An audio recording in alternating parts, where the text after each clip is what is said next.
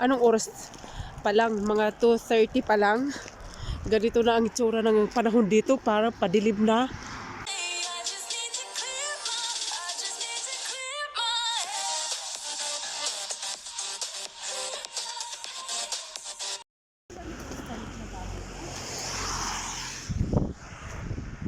Guys, day 3 namin dito sa Poland.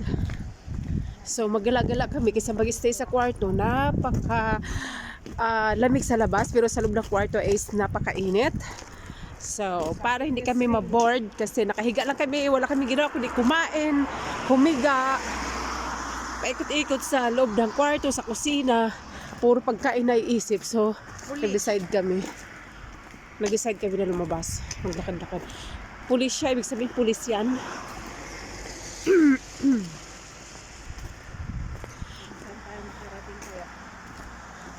Sino mga suot namin? Kasi sobrang lamig dito. Patong-patong ang suot. Malamig pa rin.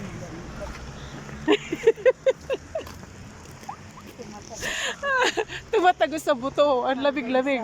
Ang lamig-lamig. Sis, tingnan mo nga. Nakita mo yung mukha ko?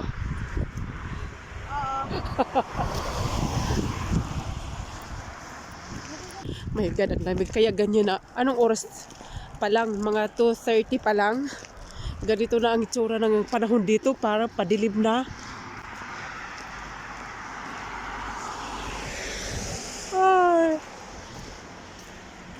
feeling ko talaga nasa UK pa rin. Nasa UK ulit ako. Kasi pag winter, ganito yung mga puno ng kahoy. Tapos yung mga bahay-bahay. Mga ganitong mga itsura. Halos pare-pareho.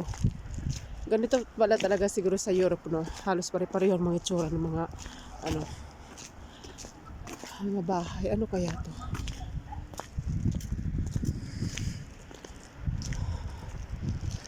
Saan kaya kami makakarating nito?